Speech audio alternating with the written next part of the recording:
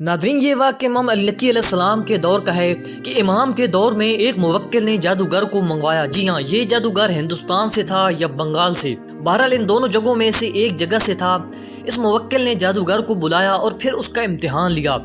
جب وہ امتحان میں جادوگر پاس ہو گیا تو اس موکل نے اپنے آدمیوں کو بھیجا کہ جا کر امام علی علیہ السلام کو بلاؤ، ان کے ساتھ ہم اس جادو کا مقابلہ کرواتے ہیں، مطلب کہ ان کو بتاتے ہیں کہ ہمارے پاس بھی جادوگر ہے۔ ناظرین، موکل کا آدمی چلا گیا امام کے پاس۔ اب یہ آدمی سمجھ رہا تھا کہ یہ کوئی بے بس اور عاجز انسان ہوگا، جبکہ اس کو یہ نہیں پتا تھا کہ جس کو بلانے جا رہا ہے وہ امام کائنات ہے۔ ناظرین، یہ آدمی تلاش کرتا کرتا ایک شہر میں جا پہنچا۔ اس شہر میں کچھ لوگوں نے اس کو بتایا کہ وہ ہے امام نقی علیہ السلام کا گھر۔ جب یہ شخص دروازے پر پہنچا، اس نے باہر سے دستک دی۔ اندر سے ایک خادم باہر آیا۔ اس خادم سے اس موکل کے آدمی نے کہا کہ مجھے امام نقی علیہ السلام سے ملنا ہے۔ اس خادم نے کہا ٹھیک ہے، اندر آ جاؤ۔ اب خادم اس کو لے گیا اور خادم نے اس کو کہا صحن میں چلے جاؤ، وہاں پر ایک قبر میں شخص عبادت کر رہا ہے، وہی امام علی نقی علیہ السلام ہے۔ اس نے کہا ہم کو تو دن میں قبر کے پاس جانے سے ڈر لگتا ہے، یہ کیسی شخصیت ہے جو رات کے اندھیرے میں قبر میں عبادت کر رہی ہے۔ اب یہ موکل کا آدمی امام کے پاس گیا اور امام سے کہا کہ آپ کو موکل بلا رہا ہے۔ امام نے قبر سے قدم باہر رکھا، اپنا امامہ پہنا، ابا کبا پہنی اور چل پڑے۔ اب یہ موکل کا آدمی امام سے کہتا ہے کہ میں آپ کو راستہ بتاتا ہوں۔ امام نے کہا کہ مجھے راستہ پتہ ہے، جو راستے نہ جانتا ہو وہ امام ہی نہیں ہوتا۔ اب یہ موکل کا آدمی اور امام نقی علیہ السلام دونوں چل پڑے موکل کے دربار میں۔ اب موکل نے سارے آدمیوں کو یہ کہہ رکھا تھا کہ جب بھی امام داخل ہو کوئی بھی ان کے احترام میں کھڑا نہ ہو۔ ناظرین، لیکن جیسے ہی امام داخل ہوئے، ایسا امام کے چہرے پر روب تھا، ایسی ہیبت تھی کہ سب کے سب احترام میں کھڑے ہو گئے، اور موکل بھی امام کے احترام میں اپنے تخت سے اٹھ کھڑا ہوا اور امام سے کہا کہ آپ آ جائیے اور تخت پر بیٹھیے۔ امام نے کہا کہ میں تیرے تخت پہ بالکل نہیں بیٹھوں گا، کیونکہ تیرے تخت سے مجھے ظلم کی بو آتی ہے۔ اب امام زمین پر ایک قالین پر بیٹھ گئے اور امام کے سامنے ایک میز نما چیز رکھی گئی۔ اس کے بعد متوکل نے کہا کہ امام کے سامنے کھانا پیش کیا جائے۔ جب امام کے سامنے کھانا رکھا گیا، امام نے کھانا کھانا چاہا۔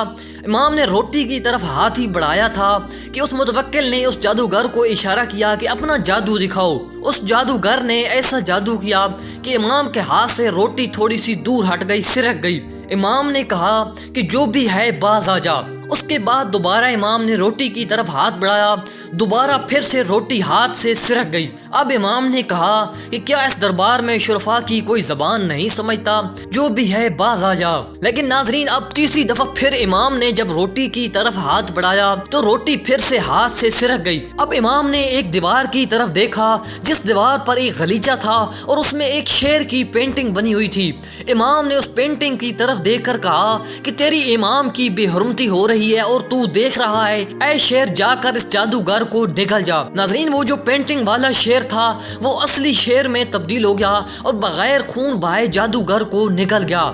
اس کے بعد شیر آ کر امام کے پاس کھڑا ہو گیا اور امام سے کہتا ہے کہ آپ حکم دیں تو میں اس متوکل کو بھی نگل لوں۔ اب متوکل نے امام کے سامنے ہاتھ جوڑے اور امام سے کہا کہ اس شیر سے کہہ دیجیے کہ یہ یہاں سے چلا جائے۔ اب امام نے اس شیر کو حکم دیا اور وہ چلا گیا۔ اس کے بعد متوکل نے امام سے کہا کہ میرا جادوگر تو واپس کریں، میرا سحر تو واپس کریں۔ سحر جادوگر کو کہتے ہیں عربی میں۔ اس متوکل نے کہا کہ یہ میرے لیے بہت قیمتی تھا، میں نے بنگال سے منگوایا تھا، مہربانی کر کے مجھے واپس کر دیں۔ امام نے کہا کہ یہ تو واپس نہیں ہوگا، اس لیے کہ جب حضرت موسیٰ علیہ السلام کا عصا اژدہا بن گیا اور فرعون کے جادوگروں کی رسیوں کو نگل لیا، اس کے بعد حضرت موسیٰ علیہ السلام نے اژدہا کو پکڑا، وہ دوبارہ عصا بن گیا اور اس عصا نے دوبارہ رسیوں کو اگلا نہیں۔ اگر حضرت موسیٰ کا عصا رسیوں کو اگلتا تو آج یہ شیر بھی اس کو واپس اگلتا، لہٰذا یہ کام نہیں ہو سکتا۔ ناظرین، یہ واقعہ ابھی تک مکمل نہیں ہوا۔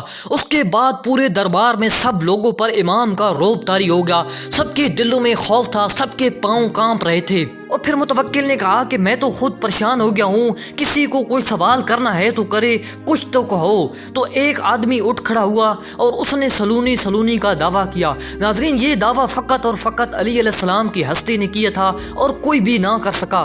لیکن اس شخص نے جب دعویٰ کیا کہ سلونی جو کچھ مجھ سے پوچھنا ہے پوچھو، میں جواب دینے کے لیے تیار ہوں، تو وہاں پر ایک نیک متقی بندہ، بہت ہی ذہین بندہ کھڑا ہو گیا اور اس نے سوال کیا کہ کیا حج واجب ہے؟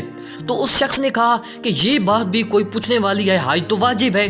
تو اس ذہین نے پوچھا کہ کیا انبیاء علیہ السلام پر بھی حج واجب تھے؟ تھوڑی دیر بات سوچنے کے بعد کہنے لگا کہ جی ہاں، انبیاء علیہ السلام پر بھی حج واجب تھے۔ اس کے بعد اس ذہین نے کہا کہ کیا حضرت آدم علیہ السلام پر بھی حج واجب تھا؟ اب یہ پریشان ہو گیا اور تھوڑا سوچنے کے بعد کہنے لگا جی ہاں، حضرت آدم علیہ السلام پر بھی حج واجب تھا۔ اب اس متقی نے پوچھا کہ کیا آدم علیہ السلام نے حج کیا تھا؟ تو اس نے کہا جی ہاں، کیا ہی ہوگا۔ اس کے بعد اس متقی آدمی نے پوچھا کہ اگر حضرت آدم علیہ السلام نے حج کیا تھا، پھر حضرت آدم علیہ السلام کا سر کس نے مونا تھا؟ اب یہ بندہ پریشان ہو گیا جس نے سلونی کا دعویٰ کیا تھا، اور سوچنے لگا۔ کافی دیر کے بعد کہنے لگا کہ مجھے نہیں پتا، آہستہ آواز میں۔ اس متقی آدمی نے کہا کہ جتنی تو نے اونچی آواز میں سلونی کا دعویٰ کیا تھا، اتنی ہی اونچی آواز میں کہو کہ میں جاہل ہوں، مجھے نہیں پتا۔ اور پھر یہ شخص جاہل کا دعویٰ کرنے لگا اپنی اونچی آواز میں کہ مجھے نہیں پتا، میں جاہل ہوں۔ اس کے بعد متوکل پریشان ہو گیا اور بھرے دربار میں کہنے لگا کہ کوئی اس دربار میں ایسا ہے جو اس سوال کا جواب دے سکے۔ وہاں پر امام نقی علیہ السلام کھڑے ہو گئے اور امام نے کہا کہ میں بتاتا ہوں، حضرت آدم علیہ السلام نے حج کیا تھا، اور سب سے پہلے خانہ کعبہ کو بھی حضرت آدم علیہ السلام نے تعمیر کیا تھا۔ تو پھر متوکل نے پوچھا کہ حضرت آدم علیہ السلام کا سر کس نے مونا؟ تو امام نے فرمایا کہ حضرت جبریل علیہ السلام یاقوت لے کر آئے، آدم کے سر پہ یاقوت پھرتے جاتے تھے، حضرت آدم کے بال سر سے گرتے جاتے تھے، اور یاقوت کی روشنی جہاں جہاں تک گئی وہ حرم بن گیا۔